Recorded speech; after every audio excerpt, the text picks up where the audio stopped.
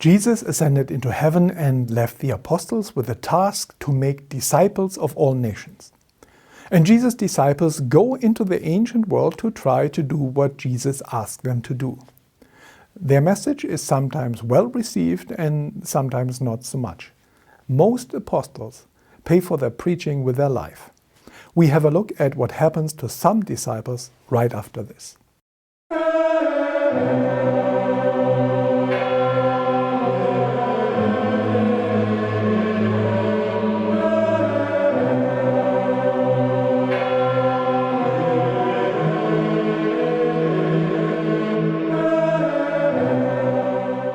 It is incredible how fast the Christian faith spread throughout the ancient world. Within 10 years, Christian communities spring up all over the Roman Empire. Within 20 years, the new faith has reached the end of the Silk Road in China. The unprecedented speed of this spread turned the nascent Christian church into a global phenomenon. The stories of the life and death of the man from Galilee can speak to a global audience in a way that many of the traditional religions cannot.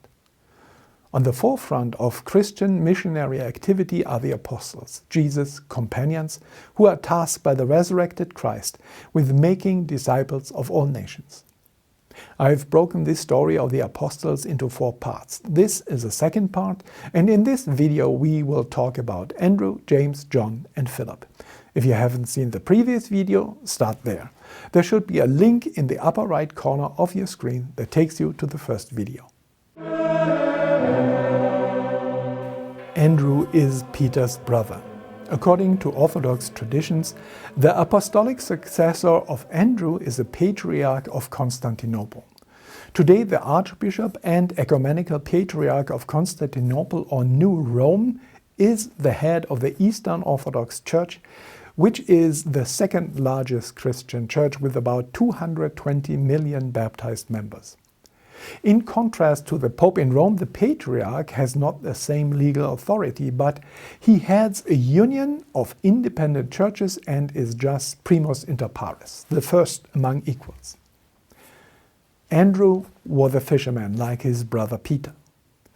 The Gospel of John says he was a disciple of John the Baptist before he became a disciple of Christ. He is one of the 4 who fall asleep in the Garden of Gethsemane when Jesus prays that this cup, meaning his death on the cross, might pass him by. Tradition has it that Andrew founded the See of Byzantium, which was later called Constantinople, in honor of Emperor Constantine, who made it the new capital of the Roman Empire and which is today called Istanbul. Andrew preached the gospel around the shores of the Black Sea, following the Dnieper River as far north as Kiev in the Ukraine. Some traditions say that he traveled even farther north to Novgorod. He dies on the cross in the Greek city of Patras. He feels he is not worthy to die on the same cross as Jesus, and so he asks to be martyred on an X-shaped cross, the St. Andrew cross. This tradition most likely does not have its roots in antiquity, but rather in the early Middle Ages. James was one of Jesus' first disciples. He and his brother were at the shore of the Sea of Galilee when Jesus called them to follow him. They called James the Great because he was older or taller than his brother James, which they call the lesser or the minor. Scripture also refers to him as a son of Zebedee. The title Great has nothing to do with importance. The brothers are known as the sons of thunder because of their short fuses. James and his brother want to call heavenly fire on a Samaritan town that rejected Jesus, but Jesus rebuked them. James is one of the disciples Jesus takes to the mountaintop to witness his transfiguration. It seems that he never left Jerusalem, where King Herod Agrippa killed him with a sword in 44 AD. Some legends say that James was thundering against the king who in retaliation had him silenced. Despite that there is no evidence that he ever left Jerusalem, he is a patron saint of Spain. He is said to have preached the gospel there, and in 40 AD the Virgin Mary appeared to him at the shores of the Ebro River. After that encounter, he returns to Judea just in time to be beheaded by King Agrippa. The site of his martyrdom in Jerusalem is the Armenian Apostolic Cathedral of St. James. His head is buried there. The rest of him made it back to Spain, where it was buried in Santiago de Compostela, the most famous pilgrim site of the Christian world. A network of pilgrimage routes known as the Way of St. James leads to the grave of the saint. And in 2018, 320,378 pilgrims completed the pilgrimage. John is the second son of thunder, son of Zebedee and Salome. Some traditions identify his mother Salome as Mary's sister, which would make Jesus and the sons of thunder cousins.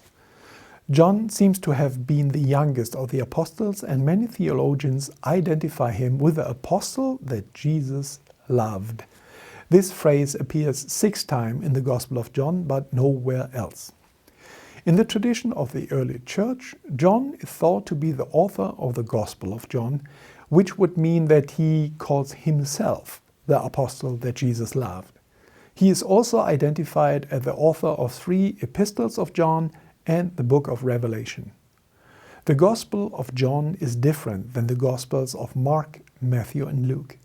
John is much more influenced by theology that interprets the life and death of Jesus instead of just reporting it. Many scholars doubt John's authorship, but given his long life, he died around 96 AD, that makes the idea that he wrote the Gospel of John at least plausible. Some scholars argue that the Gospel of John was written in the AD 60s. But most scholars agree that the Gospel of John is the latest of the canonical Gospels. Canonical are the Gospels that were included in the Bible canon. Canon means collection. Many Gospels were written in the first 300 years of the Church, but what was included in the Bible were likely the 4 most popular ones. The text that everybody was reading anyway. Sorry, conspiracy theorists, there is no sinister scheme of the Catholic Church to hide the true nature of Jesus so that the popes could live the high life more than 1,000 years later. Scholars date the Gospel of John in the 90s AD, which makes John's authorship possible. Some scholars argue for a later date in the 110s AD, which makes John's authorship impossible. Also, his authorship of the book of Revelation is debated. Revelation was written on the island of Patmos. This is one place where the Roman authorities used to exile dissidents. And indeed, early church tradition has it that John was banned in the persecution under Emperor Domitian. According to legend, during the persecution under Emperor Domitian, he was sentenced to die in the Colosseum. In front of a roaring crowd, he was thrown into boiling oil. However, he was not harmed, and all the spectators who witnessed the miracle converted to Christianity on the spot.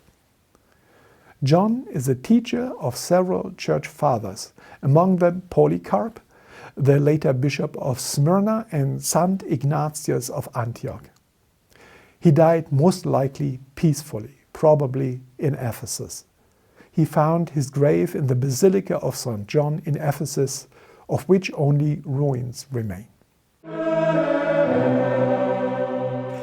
Philip the apostle should not be confused with Philip the evangelist, who was not an apostle but one of the 7 deacons of the Jerusalem church. But confusing the two and assuming both are the same person is a mistake that people make since antiquity. One of the most influential historians of the early church is Eusebius, the 3rd century bishop of Caesarea Maritima, the city from where the Roman procurator Pilate ruled Judea. He clearly thinks that both Philips are the same person, and he conflates several traditions of the 2 saints. Philip the Apostle has a Greek name, and he seems to have been a Greek-speaking Jew who was connected to John the Baptist's ministry. He is mentioned in later texts from the 2nd century that were written by Gnostic theologians. Gnosticism is an influential but very controversial branch of early Christianity. They were later declared heretics, meaning they did not conform to the emergent Orthodox doctrine. Their theology has some similarity with ancient mystery cults that were popular all over the Roman Empire. In their teachings, Gnostics focus on secret knowledge that Jesus Christ transmitted only to the initiated. The spectacular find of a cache of early Christian documents in 1947 in Nag Hammadi in Egypt is considered being a Gnostic library. Those documents state Phillip engaged in separate missionary activity in the time between the resurrection and the ascension of Christ into heaven, and that he was reluctant to rejoin the apostles. He preached the gospel in Greece, Phrygia, and Syria, and he became a martyr in Hierapolis in southwestern Anatolia. There he converted the wife of the Roman proconsul to Christianity. In return, the enraged proconsul has Philip and his companions Mariamne and Bartholomew tortured, and then Philip and Bartholomew were crucified upside down. Philip uses the opportunity to preach from the cross. The preaching moves the crowd, and so they release Bartholomew. But Philip refuses to be released and dies on the cross. Another legend says he was beheaded. Some of his remains are in the crypt of the Basilica Santi Apostoli in Rome. Thanks for watching. Please like, share and subscribe, and I see you in the next video when we look at Bartholomew, Matthew and Simon.